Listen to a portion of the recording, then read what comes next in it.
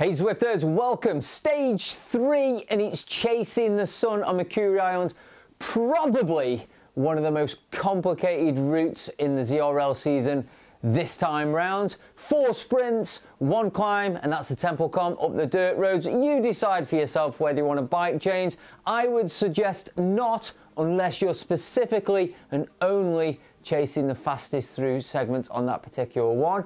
35 kilometers, 315 meters of elevation. We're also doing the sort of rooftop climb reverse as well, but that's not a segment. There's no points. It's not an official timed segment at all, but I'm sure it is going to break down the group a little bit as well. Some of these sprints are pretty long, and the first sprint comes well within that first kilometer. So let's get on with the Recon. All right, let's take a look at the power-ups before we get on course. First of all, we have the aero.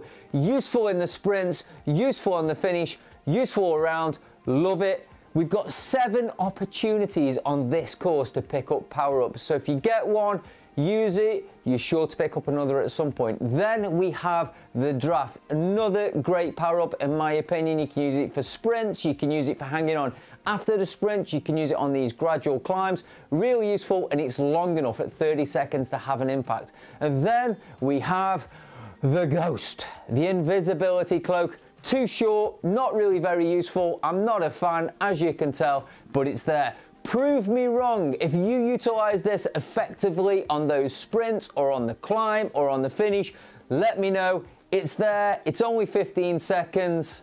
Good luck. I just hope I don't get it. Guys and girls, if you're finding this Recon useful, if you don't mind, just go down, just give it a quick thumbs up and a subscribe. I'll wait. All right, you're done. Thank you very much, guys. It is much appreciated. And I actually want to say a massive thank you this week as well to Jessica Ballinger, the first official channel supporter. Bought me a beer earlier this week. Much appreciated. Really helps the channel out a ton. So thank you very much, Jessica. If you want to know what that's all about, check out the link below. You can buy me a coffee or buy me a beer and become one of the official Cyber Recon channel supporters. Thank you, Jessica. Let's get on with the Recon. All right, just before we get out on course, here are my Recon notes. So let's have a look through these. As again, I've said, it's a complicated course. 35 kilometers, 315 meters of elevation, 7 opportunities to pick power-ups, 4 sprints, 1 climb, which count towards those points. All these segments are fastest through and first across the line. So plenty of points on these segments. So let's have a look at these Recon notes, which I will say are available as always. Check the description below, download them, use them, view them, whatever you want to do. All right, so let's talk through these notes very quickly. 0.7 kilometers, we come to that first sprint. So 700 meters into the race, you've got that alley sprint, 480 meters. Again, fastest through and first across the line, and you're going to pick a power up there as well. After each one of these sprints, there is a little bit of a drag and a little bit of climb, or most of the sprints, should I say. And as always, it's worth bearing in mind, stay switched on after that sprint if you want to stay in that lead group. Of course, we want to stay in that lead group. We want as many finish line points as possible. So again, just stay switched on, because some riders are likely to push on after some of these segments.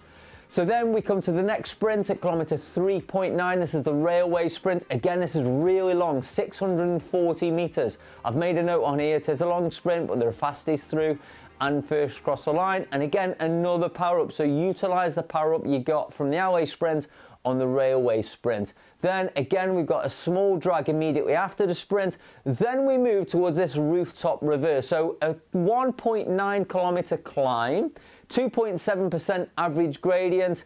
It is quite a hard climb, although it is draftable, but again, there is no segment points on this one. So it's all about hanging on or trying to break it up if that's your thing that you're trying to do. But again, at the top, there should be a power-up available as you go through the banner here as well. You're then going to descend from the rooftops. You're then going to eventually get to the tunnel and leave Nyokyo before we get into the country sprint. A lot shorter, this one, just 130 meters long. Fastest through, FAL. There's a little bus stop that we'll go through that I highlight on the Recon. We go past the bus stop about 100 meters before the start of the sprint. That's what I use as the marker there. And again, you've got this drag then, this drag after that sprint that goes through the village and continues. It's only between 1 and 4%, but it continues until you get onto this dirt of the Temple Kqom. First of all, you're going to get onto the dirt at kilometer 21. Now, if you're going to make a bike change, this is the place to do it before you cross that red line to start the official Kqom proper. Then at kilometer 21.1, you're going to start the Kqom temple climb, 2.5 kilometers long, 3.6. It does pitch up quite a bit, 8, 9, 10% in places. Again, if we had a steamroller, this is where we'd be saying to use it. If you want the fastest through and that's your focus, you might consider changing to a gravel bike. But again, if you want to stay with that front group, once you come off the dirt, there's still around about 6 or 7 kilometers to go until you get to the finish. And the finish is on road, on tarmac. And again, you will go through another sprint before we cross the finish line as well. Now, as you come off the dirt and onto the road through the village, you're going to go through another banner, and I think you're going to pick up another power up there as well. We then, kilometer 30, you're back in Nyokyo. We go through that tunnel before we get onto the final sprint, before the finish line sprint, which is the tower sprint. 320 meters, first across the line and the fastest through. That comes at 32.4. The finish is at kilometer 35. So you're going to have 2 sprints there, back to back, towards the end of the race. The tower sprint and then the finish line for those finish line points. Enough talking, enough looking at the Recon Notes. Let's get on course and take a look. All right, so we're going to leave the pens, take a right, and as I've said, very, very quickly at kilometer 0.7, you're going to come to the alley sprint.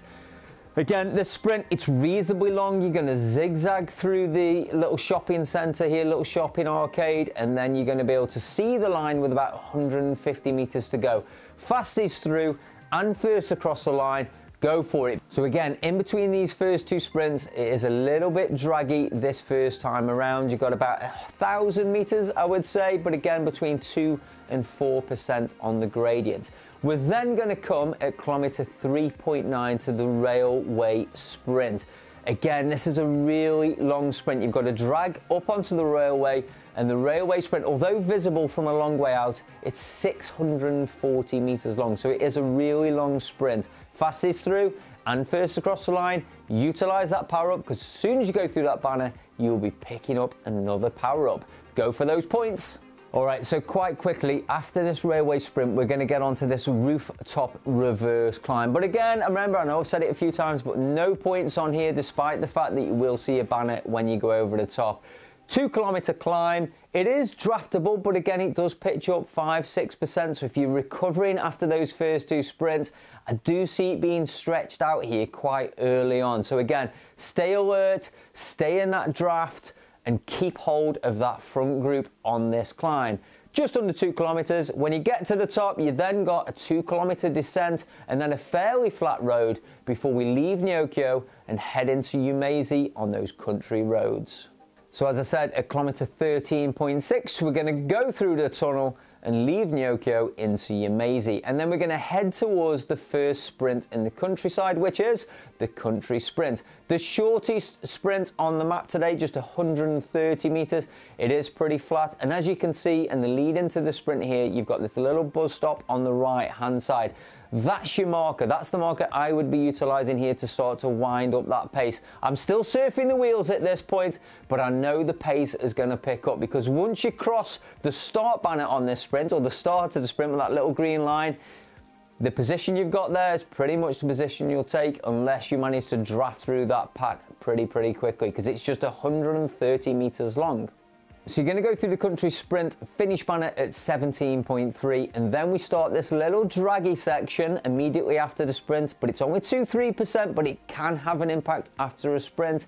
We're then going to go through the village, and it just picks up again then. We've got a couple of kilometers draggy climbing all the way until we reach the start of the Temple Kqom and we turn onto that dirt. So again, we're going to hit the dirt here at kilometer 21. This is the point immediately you need to change your bike. I did a bike change on this Recon, as you can see. It took me about 10 to 11 seconds this time. I know it can be done quicker, so don't get at me. And then at kilometer 21.1, so just 100 meters later, you will cross that little red marker to start the Kqom official for the Temple climb. 2.5 kilometers, 6.7% average gradient. It's on dirt, so it's a good 6 to 7 minute climb this. So if you are on a gravel bike, there's plenty of time to make a difference. And we know we've climbed this in both directions previously in ZRL history. We know the gravel bike can make a difference, and you can take 20, 30, 40 seconds in some categories between a gravel bike and a road bike.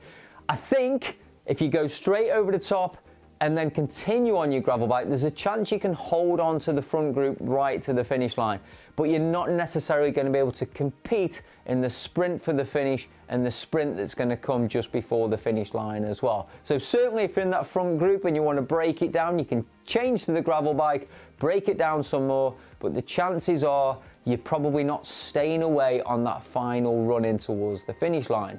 But again, you might prove me wrong. So you're going to reach the top of the Temple Kqom at 23.6. That's the finish of that segment, and that's where you're going to pick up those points again for fastest through and first across the line.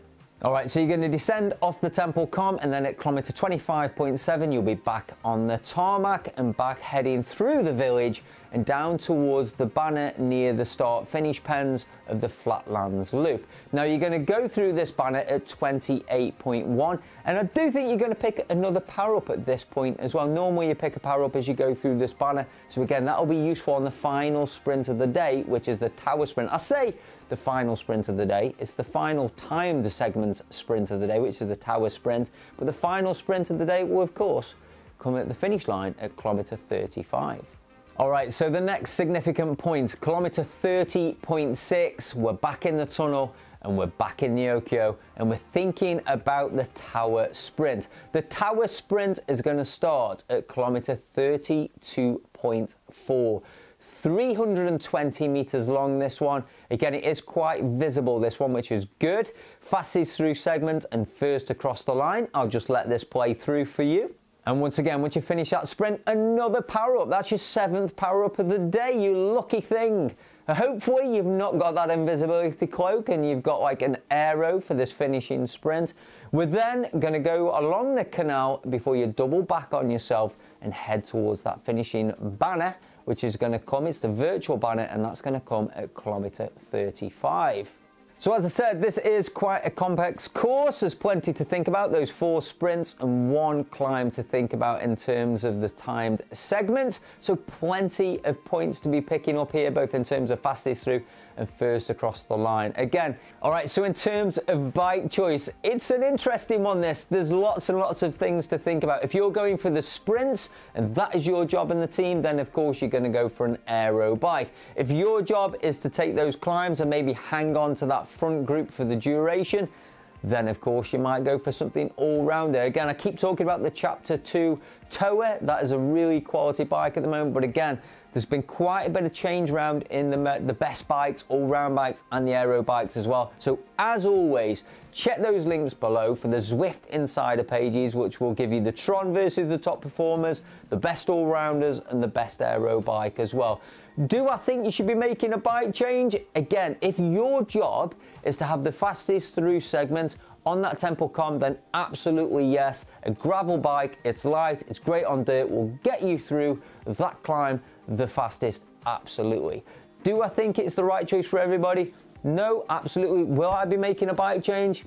I doubt I'll be making a bike change. I'm now in the A's, and I don't think the majority of A's around me will be making that change. However, I will be prepared that other riders make the change around me. Absolutely, I'll be ready to make that change as well. And I do think a gravel bike, if you get to the bottom of that dirt, could hang on to that front group for the finish line. I don't think you'll be setting fastest through times on the sprint, but absolutely, I think you can survive to the finish on a gravel bike. All right, so in terms of recon, which you absolutely do on this course, as always, you've got the Recon On Sunday, Laura Perry from Wahoo Lacole, I think, is leading that one. So really experienced rider leading the Recon. Sunday evening, I think it's 5 p.m. or 6 p.m. anyway, there'll be a banner and there'll be some links down below in the description so you can go and get yourselves on that ride. But I know there are plenty of choices this week in terms of Recon rides, so go and find one.